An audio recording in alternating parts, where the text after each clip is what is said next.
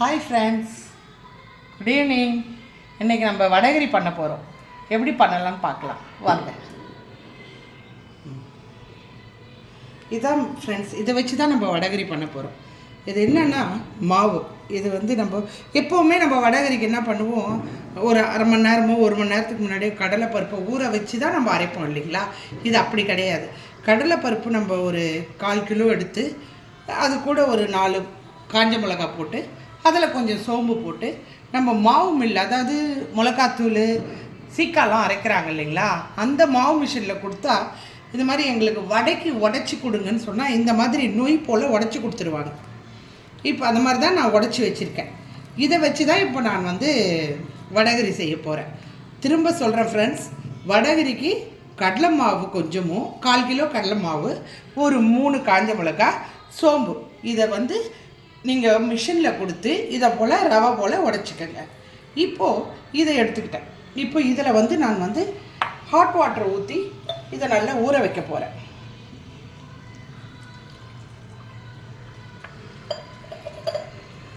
இப்போது இதை ஒரு 3 மணி நேரம் நம்ம அப்படியே ஊற வச்சிடலாம். இது நல்லா ஊறட்டும். இதை ஊறினதுக்கப்புறம் நம்ம இதுக்கு அடுத்து என்ன செய்யலாம் பார்க்கலாம். இதை நல்லா ஊற வச்சுட்டேன் ஃப்ரெண்ட்ஸ். இதை ஒரு அரை மணி நேரம் நம்ம இப்படியே ஊற வச்சிடுவோம். இது நல்லா ஊறிடும். ஏன்னா சுடு தண்ணி எதுக்கு நம்ம போடுறோம், பச்சை தண்ணி கூட போடலாம். சுடு தண்ணி எதுக்குன்னா கொஞ்சம் நல்லா சாஃப்ட்னஸ் வரும். இப்போது இதை ஊற வச்சிட்டோம் ஃப்ரெண்ட்ஸ், நல்லா ஊறி இருக்கு. இப்போது இதில் கொஞ்சம் வெங்காயம் போடலாம். முதல்ல இதுக்கு தேவையான பொருட்கள் என்னன்னு பார்க்கலாம். இது மாதிரி அரிஞ்சு வச்ச வெங்காயம், தேங்காய் பால், புதினா, கொத்தமல்லி, கருவேப்பிலை, பச்சை மிளகாய், இஞ்சி பூண்டு பேஸ்ட், கொஞ்சம் கரம் மசாலா, கொஞ்சம் தனியாத்தூள், கொஞ்சம் மிளகாய்த்தூள், இது பட்டை, லவங்கம், ஏலக்காய், பொடியாக நறுக்கின தக்காளி. இப்போது இந்த மாவில் கொஞ்சம் நம்ம வெங்காயம் போட போகிறோம். அது கூட கொஞ்சம் கருவேப்பிலை போட போகிறோம். இதை போட்டுட்டு கொஞ்சம் இதில் உப்பும் ஆட் பண்ண போகிறோம். கொஞ்சமாக உப்பு போட்டுக்கணும், ஏன்னா நம்ம கிரேவிலையும் போட போகிறோம் இல்லைங்களா. இப்போது இதை நல்லா பிசைஞ்சிடணும். கையை வச்சு கையால் நல்லா பிசைஞ்சு எடுத்துக்கலாம். இப்போ இந்த நல்ல எண்ணெயை போட்டு இதை நம்ம பொரிச்சு எடுக்க போகிறோம். இதை பொரிச்சும் எடுக்கலாம், நம்ம வேக வச்சும் பண்ணலாம், இல்லை அடை மாதிரி தோசைக்கல்ல தட்டிட்டும் பண்ணலாம். ஆனால் இப்போ நான் பொரிச்சு தான் எடுக்க போகிறேன். வாங்க ஃப்ரெண்ட்ஸ் பார்ப்போம். நம்ம பொரிச்சு எடுக்க போகிறோம்.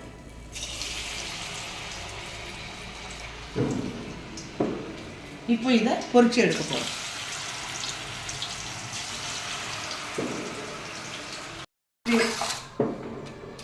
பாருங்க ஃப்ரெண்ட்ஸ், இப்போது உருண்டையாக நம்ம பொரிச்சு எடுத்துக்கிட்டோம்.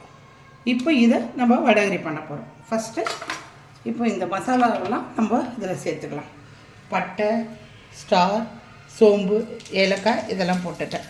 அடுத்து கடுகு போட்ட உடனே நல்ல நீல வாக்கில் வெட்டியிருக்கேன் வெங்காயத்தை சேர்த்துக்க போகிறோம். இங்கே பாருங்கள், இதை சேர்த்துக்க போகிறோம். இப்போ இதை வதக்கணும். இது நல்லா வதங்கணும்.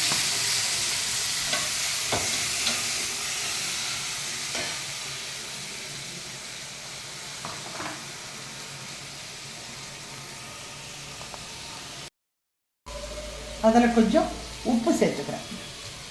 நம்ம மாவுலேயும் கொஞ்சம் உப்பு போட்டிருக்கோம், அதனால் கொஞ்சம் பார்த்தே நீங்கள் போடலாம். இது இப்போ நல்லா வதங்கணும்.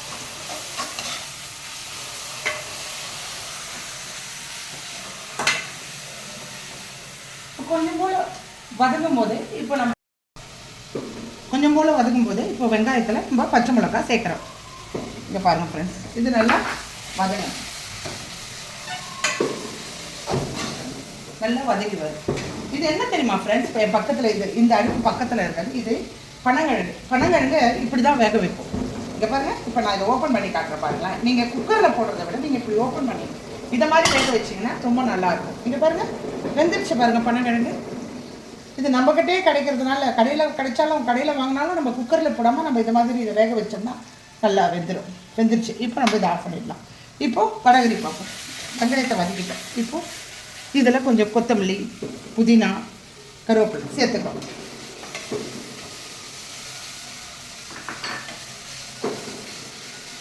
அடுத்து இஞ்சி பூண்டு பேஸ்ட் சேர்த்துக்க போதும். இப்போ இதையும் வதக்க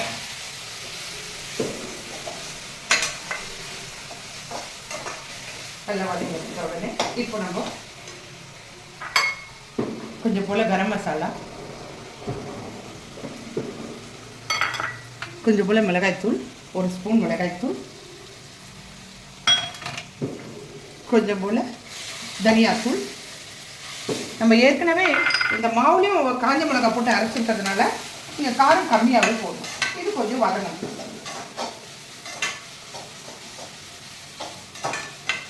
இது நல்லா வதக்கி வர நேரத்தில் இப்போ நம்ம என்ன பண்ண போகிறோம், இந்த நறுக்கிய தக்காளியை இதெல்லாம் நம்ம சேர்க்க போகிறோம். இதை வதங்கினதுக்கு அப்புறம் தான் இதில் நம்ம இந்த தக்காளியை சேர்த்துக்கணும். தக்காளி இப்போ சேர்க்க போகிறோம். நல்லா வதங்கிடுச்சிங்களா? இப்போது தக்காளி சேர்த்துக்கணும். இதுவும் நல்லா வதங்கணும். இதுவும் நல்லா வதங்குறேன்.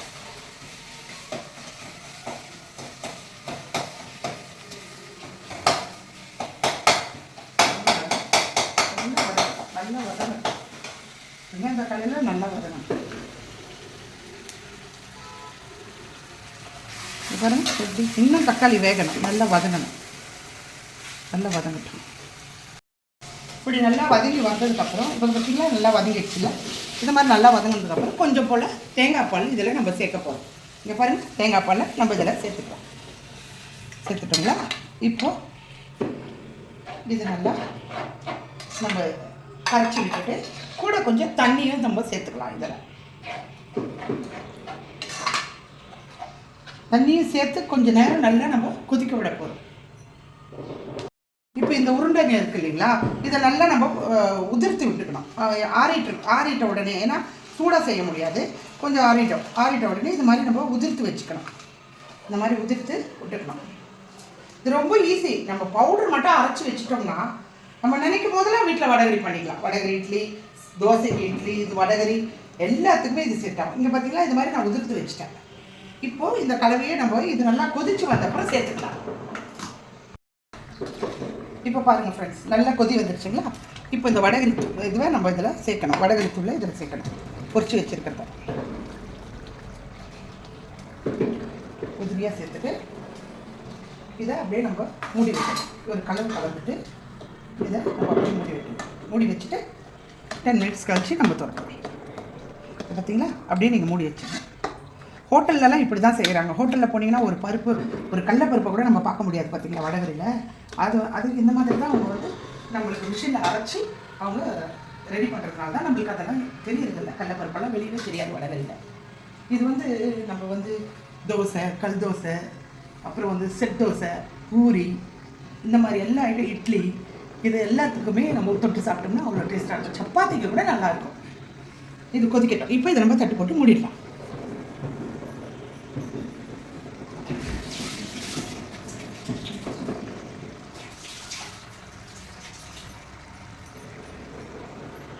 இந்த வடகரியை திறந்து பார்க்கலாம். இங்கே பாருங்கள், வடகரி ரெடி ஆயிடுச்சு. எப்படி இருக்குன்னு பார்ப்போம். ரெடி ஆயிடுச்சு. இதை விட திக்னஸ் வேணுன்றவங்க நீங்கள் இன்னும் கொஞ்சம் நேரம் விடலாம். வேணாம் இதுவே போதும்னு நினச்சாலும் நம்ம எடுத்துக்கலாம். ஏன்னா இருக்கும் இல்லைங்களா, வடகரி வந்து அப்படியே தண்ணியாக இருந்தால் தான் நல்லாயிருக்கும். இங்கே பாருங்கள், இப்போ இது ஒரு கிண்ணத்தில் எடுப்போம். எப்போவுமே திரும்பவும் நான் சொல்கிறேன், மாவு மில் போனீங்கன்னா அந்த இது கடலை மாவு கட் பண்ணிடலாம். பார்த்தீங்களா, அழகான வடகரி ரெடி. இது மாவு மில் போனீங்கன்னா நீங்கள் கண்டிப்பாக வந்து எனக்கு வடைக்கு கடலைப்பருப்பு உடைச்சி கொடுக்கணும்னு சொல்லணும். அப்போ தான் இந்த மாதிரி நம்மளுக்கு உடைச்சி கொடுப்பாங்க. அது மேலே இப்போது கொத்தமல்லியை நம்ம தூவலாம்.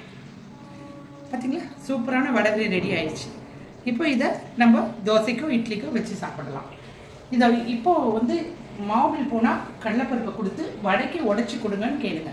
அப்போ தான் இந்த மாதிரி நம்ம செய்ய முடியும். அழகான வடகரி ரெடி.